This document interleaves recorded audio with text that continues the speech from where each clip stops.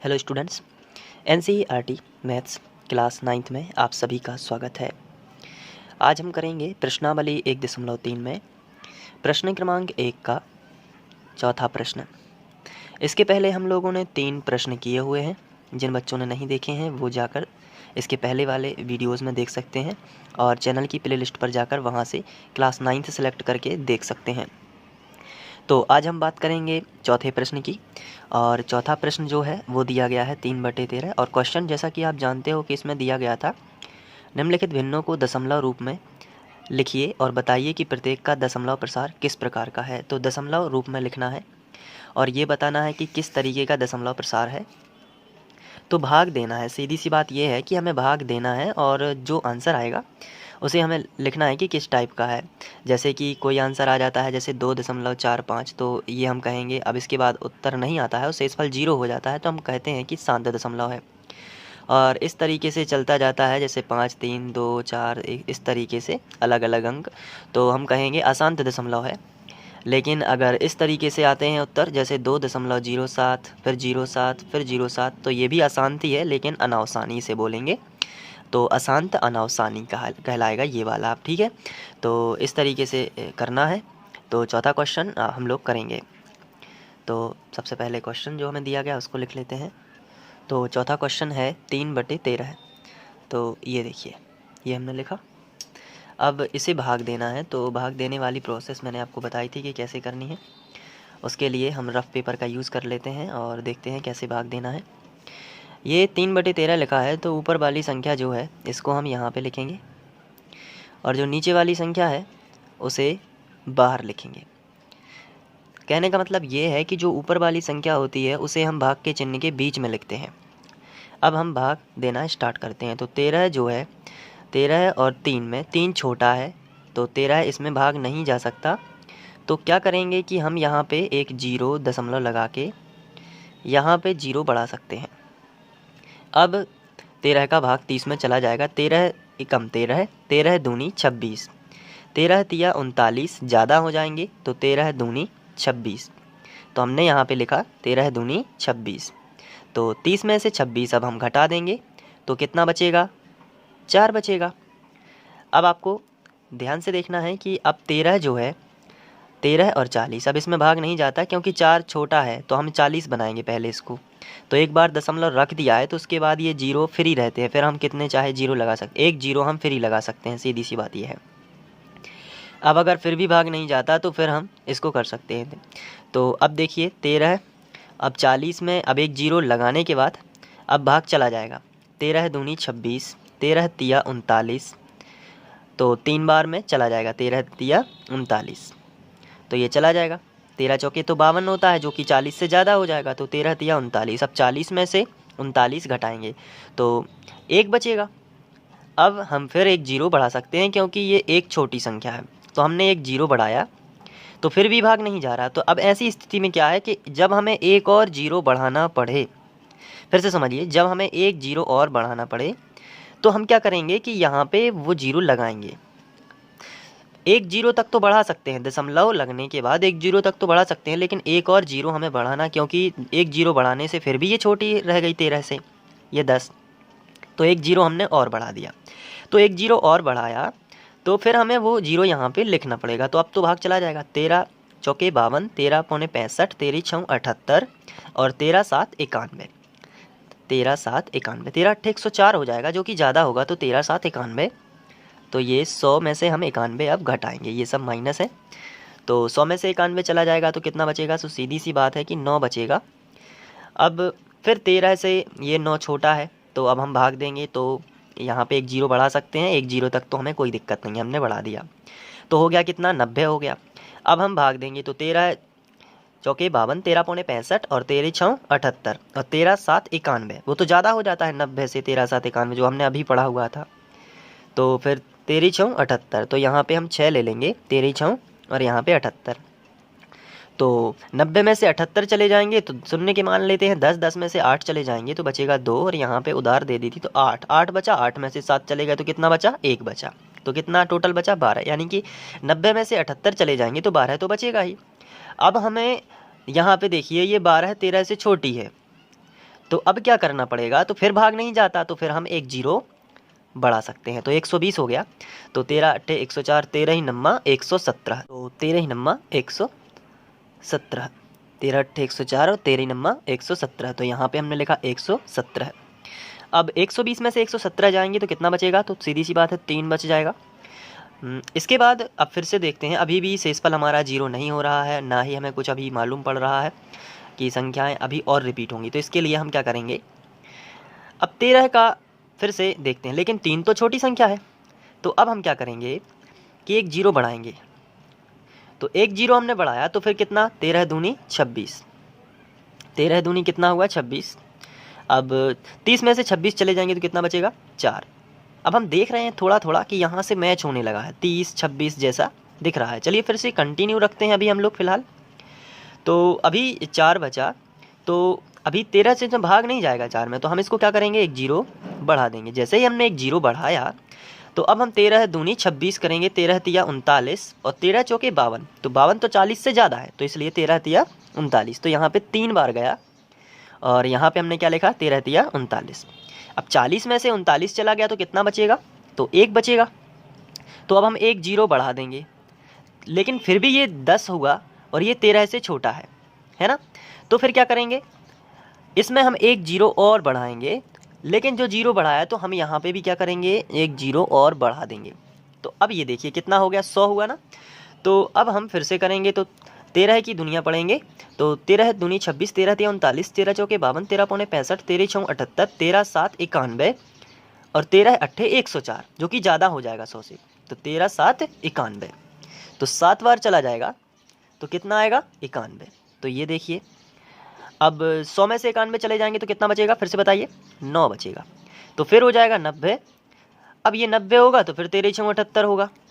तो इसी तरीके से हम कह सकते हैं कि ये जो है संख्या रिपीट हो रही है, 2 3 0 7 6 9, 2 3 0 7 6 9, फिर से आ जाएगा 2 3 0 7 6 9। अब फिर से भाग दोगे तो फिर आएगा 2 3 0 7 6 9, यानी कि ये 2 3 0 7 6 9, ये वाली संख्या आप ध्यान से देखिए, 2 3 0 7 6 9, 2 3 0 7 6 9, फिर 2 3 0 7 6 9, ये बार बार रिपीट हो रही है। पहली बार आया, उसके बाद फिर आ गया और उसके बाद ये फिर आ गया। तो हम कहेंगे कि यहाँ पे तो अशांत दशमलव है, हम इसको भाग देते ही जाएंगे, ये भाग कभी भी ख़त्म नहीं होगा। पहली बात तो ये है। अब हम क्या इसको क्या बोलेंगे, ये शांत तो हो ही नहीं रहा है, यानी कि ये तो बढ़ता ही जा रहा है, तो ये अशांत तो है। लेकिन अब इसमें एक बात और है, वो बात ये है कि एक प्रॉपर संख्या जो है वही रिपीट हो रही है। जैसे कि 2 3 0 7 6 9, फिर 2 3 0 7 6 9, तो प्रॉपर संख्या जो है वो रिपीट हो रही है। तो जब भी कोई प्रॉपर संख्या रिपीट हो तो उसे हम कहेंगे अनावसानी। क्या कहेंगे, अनावसानी। जब भी कोई संख्या रिपीट हो तो उसे हम कहेंगे अनावसानी। और जैसे कोई संख्या रिपीट नहीं हो रही है, बस भाग देते जा रहे हैं और देते जा रहे हैं और शेषफल भी जीरो नहीं आ रहा है, जैसे कि कोई भी, जैसे मान के चलिए आंसर ये आता 2 3 7 4 3 2 1 4 3 2, कुछ भी आता जाता है इस तरीके से, लेकिन कोई भी संख्या रिपीट नहीं हो रही है, तो इस तरीके का जो हमारा आंसर आएगा वो केवल क्या होगा, वो केवल अशांत होगा।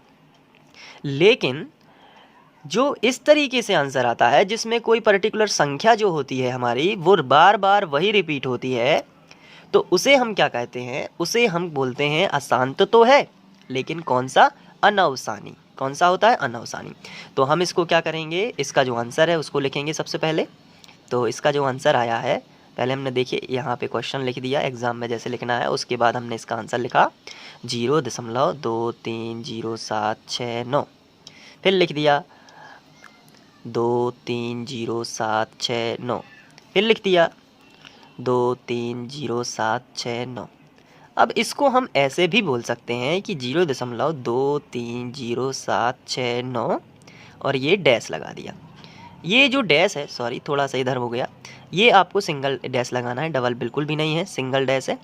तो ये डैश क्या बताता है कि ये संख्या बार बार रिपीट हो रही है, तो ये है शांत तो है, यानी कि शांत तो है, शांत दशमलव है, लेकिन कैसा है, साथ में अनवसानी भी है। तो शांत दशमलव है और अनवसानी दशमलव है। तो इस तरीके से आपको ये करना है। तो एक बार यदि आप समझ लेते हैं तो फिर इसे आसानी से कर पाएंगे। अब इसके बाद एक क्वेश्चन और दिया गया है, इसी में 2/11 है, तो इसको भी हमें भाग करना है। तो आइए हम यहाँ पे इसका भाग करते हैं। सबसे पहले क्वेश्चन लिख लेते हैं।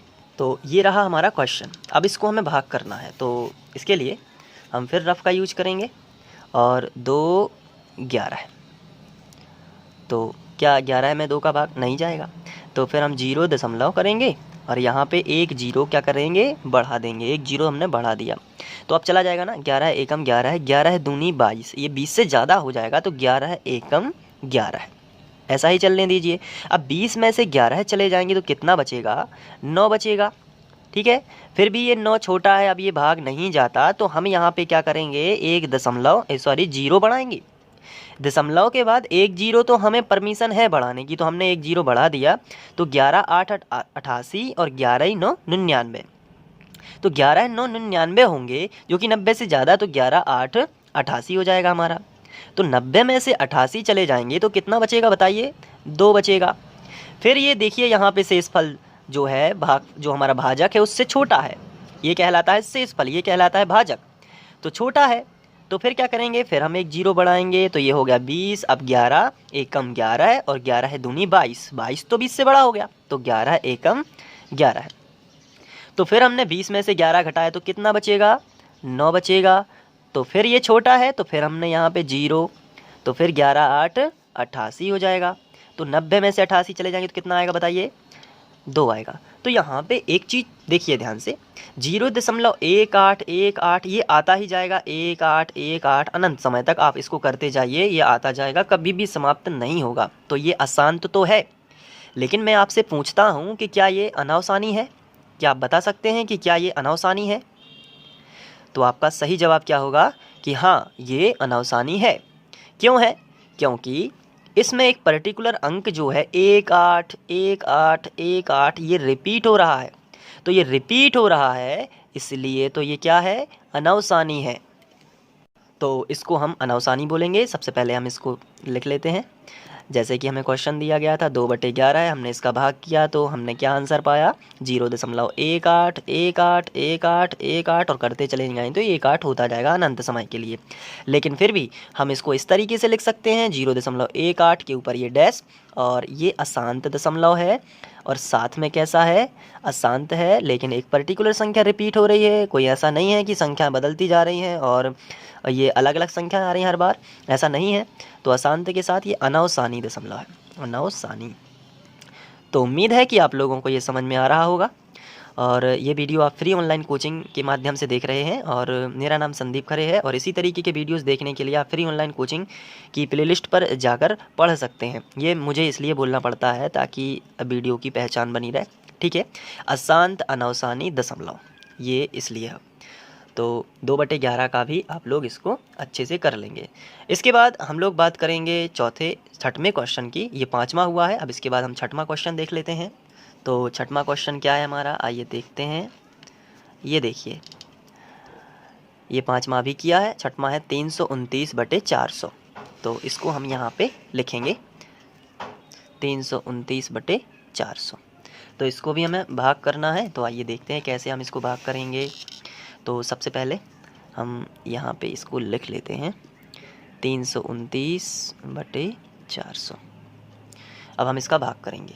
तो जैसा कि आप सभी जानते हैं कि हम लोग रफ का इस्तेमाल करते हैं भाग के लिए। ऊपर वाली संख्या भाग के चिन्ह के बीच में लिखना होता है, ऊपर वाली संख्या भाग के चिन्ह के बीच में, यानी कि 329, और जो नीचे वाली संख्या है ये हमें साइड में लिखना होता है। यहाँ पे हमने लिख दिया, ठीक है। अब क्या करना है बताइए, अब भाग देना है। तो छोटी संख्या है क्या 329, बिल्कुल छोटी संख्या है, तो हम 0 दशमलव लगाएंगे, तो अब हम एक 0 बढ़ा सकते हैं। तो अब चलिए पढ़ते हैं दुनिया। अगर हम 8 का गुणा कर देंगे 400 में तो 3200 आएगा, क्योंकि 2 0 है, 3290 है, यानी कि 8 बार करेंगे तो कितना आएगा, 3200 आ जाएगा, क्योंकि 8 चौके 32 और 2 0 ये ज्यों के त्यों। तो 3200 अगर हम 9 बार करेंगे तो और ज़्यादा हो जाएगा, 3290 से भी ज़्यादा, क्योंकि 90 ही बस यहाँ पे क्या है, एक्स्ट्रा है। तो घटाएंगे तो 90 ही बचेगा और बाकी सब क्रॉस हो जाएंगे। तो अब ये 90 जो है, अब ये 400 से फिर एक बार छोटा है तो यहाँ पे एक जीरो बढ़ा देंगे, तो 400 दूनी कितना होता है 800, और 400 तिया 1200 हो जाएगा जो कि 900 से भी ज़्यादा है। तो अब 900 में से 800 घटाना है, तो 900 में से 800 चले जाएंगे तो कितना बचेगा 100 बचेगा। ठीक है, तो अब हमें क्या करना है, क्या इसमें भाग जाता है, तो आंसर है नहीं जाता है, क्योंकि 100 छोटी है 400 बड़ी है। तो एक और हम जीरो यहाँ पे बढ़ा देंगे तो कितना हो गया 1000। तो फिर 400 दूनी 800 ही होगा। क्यों होगा, क्योंकि अगर हम 400 तिया करेंगे तो 1200 हो जाएगा, तो 800 1000 में से 800 चले जाएंगे तो कितना बचेगा 200। अब हम इसमें क्या है, छोटी है ये 200, 400 फिर बड़ी है, तो इसमें हमें इसको बड़ा करना है, तो यहाँ पे हम एक जीरो और बढ़ा देंगे तो कितना हो गया 2000। तो 4 पंचे 20, यानी कि हम 5 बार देंगे तो ये पूरा शेषफल जीरो हो जाएगा। 5 शून्यम शून्य, 5 शून्यम शून्य और पंचों के 20, तो कितना आया ये 2000, शेषफल जीरो, यानी कि ये शांत दशमलव था।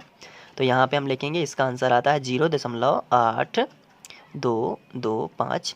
और ये कैसा दशमलव है बताइए, शांत दशमलव। कैसा है, शांत दशमलव।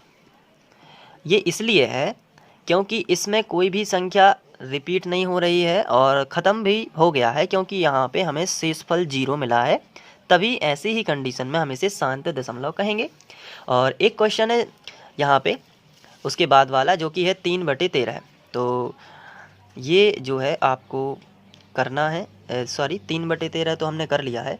तो यहाँ पे सभी क्वेश्चन सॉल्व हो गए, मैं यहाँ पे देख रहा था थोड़ा, तो ये हमारा ये वाला क्वेश्चन लिखा था, यहाँ से हम लोग स्टार्ट कर चुके थे। इसके पहले वाले वीडियोज़ में ये 3 है, तो आप सभी को कर लीजिए, और ये इसमें हो गए 3, तो आप लोग इसको अच्छे से कर लीजिए और रिवाइज करते रहिए। रिवाइज करने से क्या होगा कि आप सभी सवालों की अच्छे से प्रैक्टिस कर पाएंगे, तो अच्छे अंक लेकर आएंगे। तो मिलते हैं अगले वीडियो में। Thank you.